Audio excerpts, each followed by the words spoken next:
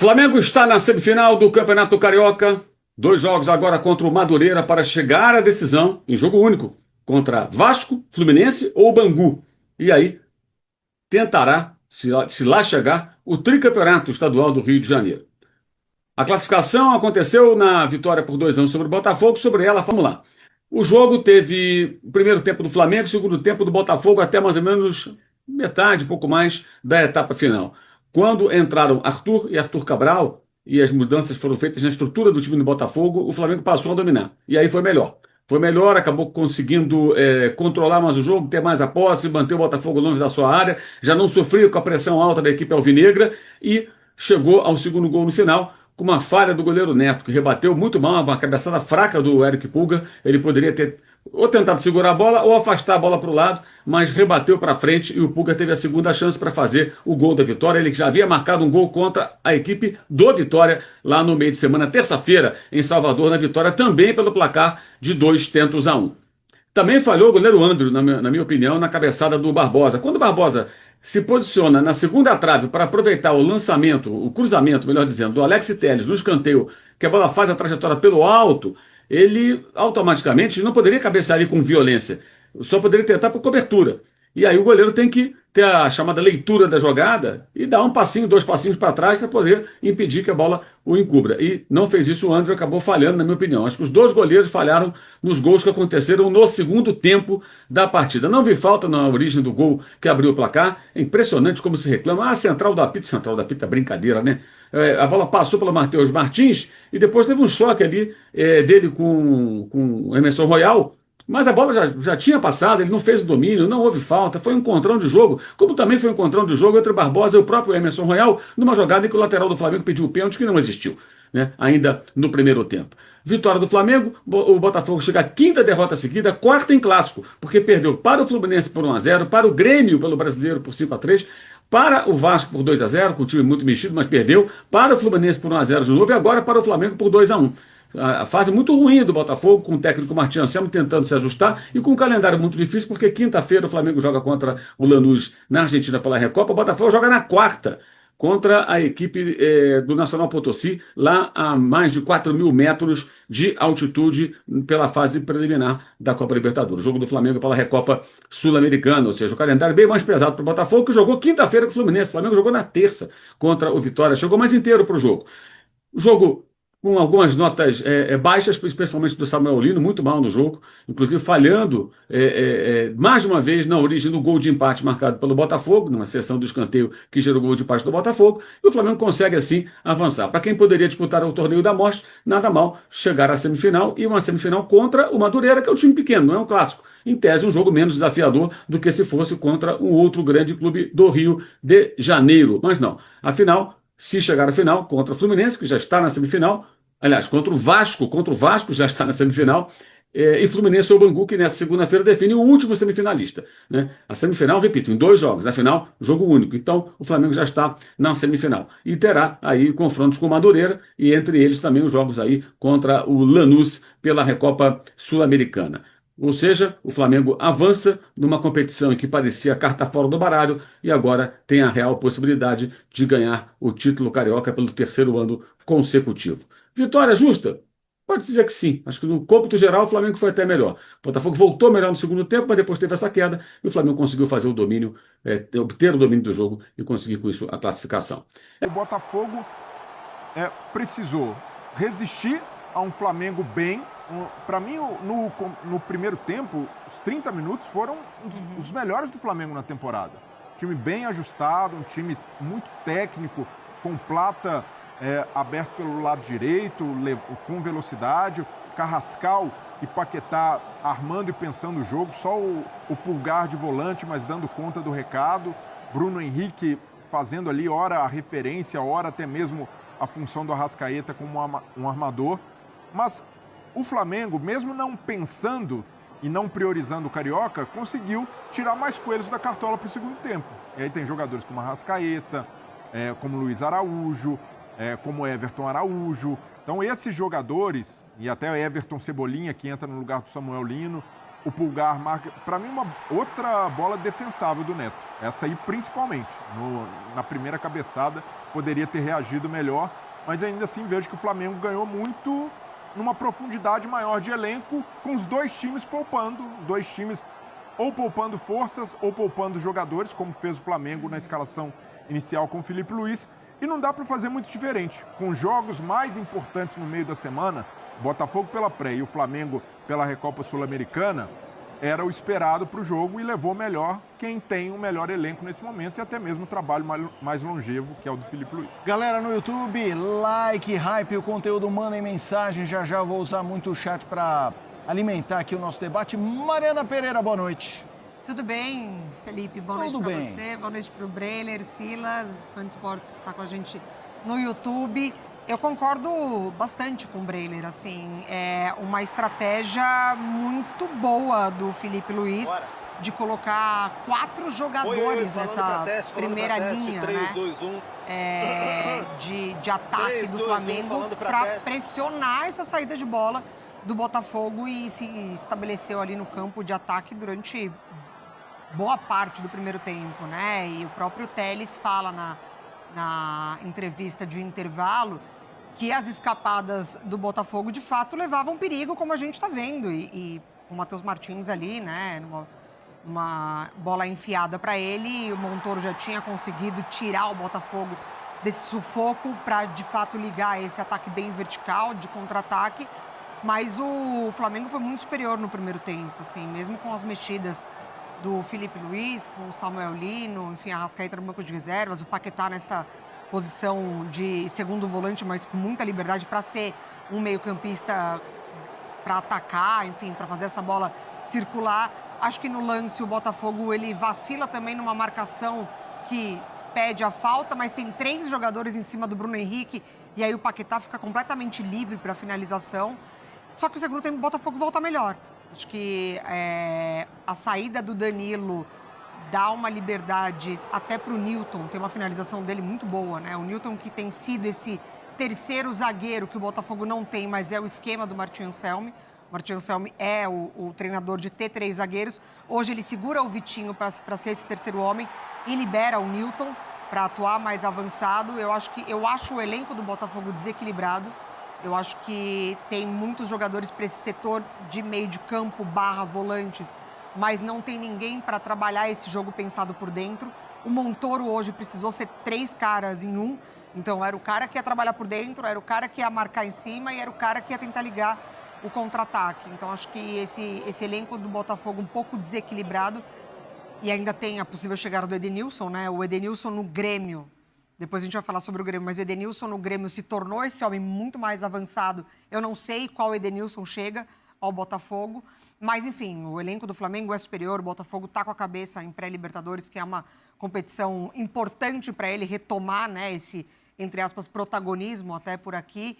É um jogo difícil, é altitude, o Martin Anselmi está acostumado com isso, porque treinou uma equipe de altitude, mas ainda assim eu vejo o Botafogo com certas dificuldades, muito porque, para mim, o elenco é desequilibrado. Silas, e aí, como é que você vê esse 2-1? Tudo bem, Fê? Um abraço grande para você, Breiler, Mari.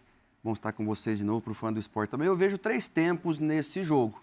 Um primeiro tempo onde o Botafogo teve muito azar no lance do gol. Não só o Arleu, para mim, comeu bola, porque tem que dar a falta. E aí é muito azar do árbitro, quando ele deixa de dar falta e em seguida acontece o gol.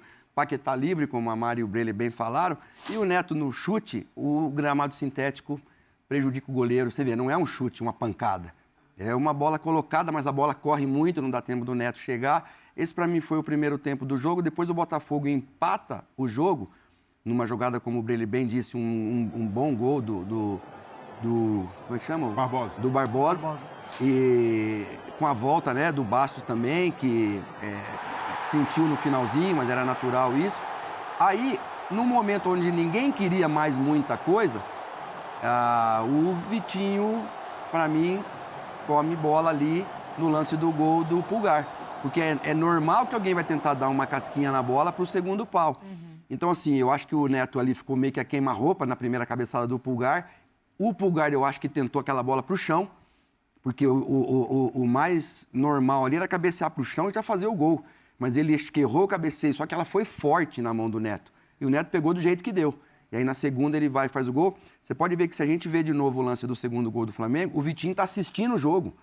O Vitinho está aqui, o Pulgar está aqui, ó, preparado para correr, e o Vitinho está assistindo o jogo lá. A hora que, eu não sei quem foi que deu a casquinha, se foi o Emerson Real, quem foi que deu a casquinha lá, não dá tempo do Vitinho fazer mais nada, e ali também já estava no final do jogo, já não dava mais muito tempo pro Botafogo reagir.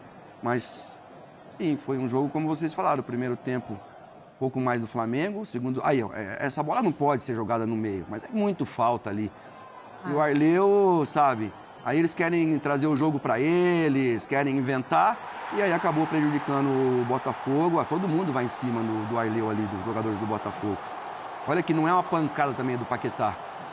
Ele até escorrega quando chuta, mas a bola desliza muito no sintético e aí o Flamengo acabou saindo na frente e acabou ganhando esse jogo. Pega o Madureira, como bem disse o Breiler, pode não acontecer, pode, mas é muito favorito para ir a essa final.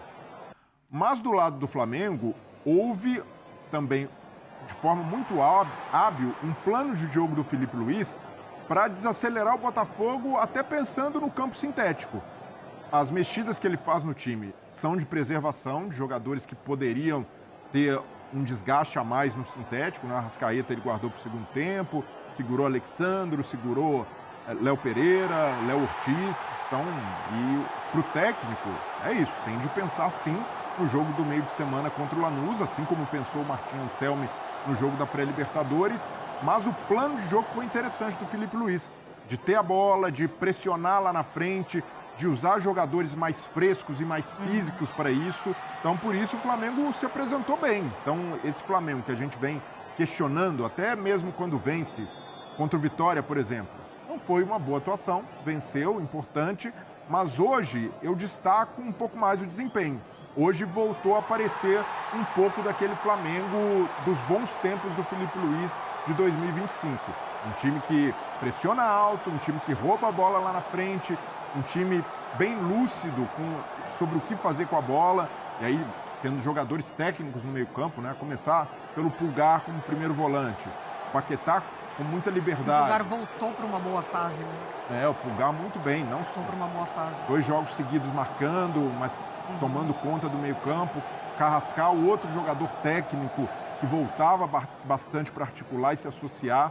Então eu vejo que o Filipe Luís tem méritos hoje de, jogando fora de casa, jogando num campo que não lhe é favorável e não favorece seus jogadores titulares mais técnicos, ele conseguiu colocar um time fisicamente mais potente em campo e com capacidade de executar muito do jogo que ele valoriza, sobretudo a pressão lá na frente. E foi assim, né, que o Flamengo chega ao primeiro gol. A gente pode discutir se teve falta ou não, eu mesmo vejo que foi falta do Vitão em cima do Matheus Martins, mas independentemente disso, mérito de um Flamengo que no primeiro tempo pressionou e pressionou muito bem o Botafogo, deixou o Botafogo desconfortável e quando tinha a bola conseguia rodar, trabalhar bem. Então hoje dá pra gente dizer que houve evolução do Flamengo e muito também pela parte física. A gente está falando de um começo de temporada em que o técnico tem de ponderar muita coisa, tem de ponderar que o ano está só começando, são muitos jogos em sequência, várias competições, os jogadores não estão na sua plenitude e quando o Filipe Luís consegue, poupando, ter jogadores mais frescos, o desempenho foi melhor. E isso dá, pelo menos, uma perspectiva de melhora e evolução do time à medida que os jogadores chegarem numa condição física mais interessante do que a atual e também que o próprio calendário dê respiros para que o Filipe Luís consiga retomar muito da intensidade que o time tinha no ano passado. Para mim, o torcedor do Flamengo fica chateado com o desempenho, mas eu vejo que pela temporada que o Flamengo tem pela frente, essas, sobretudo Supercopa e Recopa, com esse intervalo, né, de certa forma matando o desempenho do time na primeira fase do Campeonato Carioca, eu vejo que o time está num estágio possível para a temporada e hoje fez valer o elenco, né? O melhor elenco hoje saiu o vencedor de um jogo em que os dois times, de certa forma, pouparam e dosaram energia. Já no gancho do Breler, que na opinião dele, sim, vimos o melhor momento do Flamengo na temporada nessa partida, especialmente no primeiro tempo, como você falou, né, Breler? Exato. Então vamos lá. Foi pênalti para você? Perdão, Falta. foi falta para você? Eu achei falta. Eu achei uma carga excessiva ali nas costas, nesse momento da tentativa de recuperação, né? O Flamengo termina o primeiro tempo com um número superior de faltas e muito por essa imposição no campo de ataque. Mordia, de fato, a saída de bola. O Botafogo não conseguiu sair. Para mim, foi falta. Para mim, só não é o melhor primeiro tempo do Flamengo, porque quando o Felipe Luiz, enfim, né, toda a diretoria e comissão precisam antecipar a volta, né, dos titulares contra o Vasco ali, para mim foi um jogo muito bom do Flamengo. Muito próximo do que a temporada passada apresentou de um Flamengo campeão de Libertadores e Campeonato Brasileiro. Mas ali, acho que depois ficou muito claro, né? Muito mais sobre essa energia, né, que o jogador de futebol tem, de voltar, estava só treinando, enfim, né? O jogo é diferente. E aí depois, sim, os problemas físicos, eles começaram a aparecer justamente porque foi uma programação desviada da rota ali, né? Mas para mim ali contra o Flamengo foi um ótimo jogo. Contra o Vasco foi um ótimo jogo do Flamengo. Mas esse eu acho que também é uma resposta, porque contra o Vitória não foi legal. O Vitória foi muito superior ao Flamengo no primeiro tempo. Assim, o primeiro tempo contra o Vitória termina com o Flamengo tendo conseguido uma única ação na área, que foi o gol do Cebolinha. Então, vai para o 2-0 no intervalo, mas assim, 2 finalizações, as 2 no alvo, mas só deu vitória. Então, para mim, é muito mais sobre uma resposta e, claro, é um mata, né? Assim, você poderia ser eliminado pelo seu rival, a estadual, a gente sabe, mas tudo no Flamengo vira muita coisa, né? Então, se fosse eliminado hoje, com certeza, Felipe Luiz ia precisar explicar algumas coisas na coletiva, muito mais por esse lado de uma galera que já cobra, né, nesse início de temporada. Mas foi um primeiro tempo que me agradou, assim. Eu vejo o Botafogo com muitos problemas, mas foi um bom primeiro tempo, principalmente do Flamengo. Mari, desculpa, você citou que viu falta também. Para mim, é falta do Vitão, que com o toquinho do Matheus Martins, o Vitão perde o tempo e acaba fazendo a carga no Matheus Martins. Mas ainda assim, é um lance de jogo. De interpretação do árbitro. E aqui, para mim, nossa, que absurdo não marcar essa falta. Vários árbitros, sobretudo na Inglaterra, se esse tipo de lance deixa correr, é o padrão de lá, não é de marcar muita faltinha. Eu vejo que eu não entro muito nessas, é faltou ou não é faltinha. Para mim, há uma carga, é falta, mas por uma questão de critério. E o árbitro Bruno Arleu está de frente para o lance, tem a visão limpa. Na visão dele, ele pode ter interpretado que não houve um domínio claro, né? A bola espirra antes do contato. Que assim, na boa, tem de valer a interpretação do árbitro, não é lance para VAR. Mas é que é uma bola, olha isso, ó, ela não vai para trás, ela não vai para cá, ó, ela não volta para a área. Ela vai para trás. Totalmente. Então o árbitro fala, não vai acontecer nada. Eu acho que esse que é o pensamento dele. E eu fico um pouco na bronca com esses árbitros, o Braulio também é muito autoritário contra os times menores e deixa passar muito. Por exemplo, o Bruno Henrique xinga ele de tudo numa bola que ele não dá o lateral. Ele não mencionou nada. O menino do Botafogo fez a mesma coisa, ele já foi e deu cartão. Fez menos, deu cartão amarelo. Então, aí você começa a ver, olha ali, ó. Tá vendo? A bola vai para trás. Eu não sei se é o Léo Pereira depois que mete a bola ali pro Bruno Henrique, para o Bruno ajeitar pro Paquetá fazer o gol.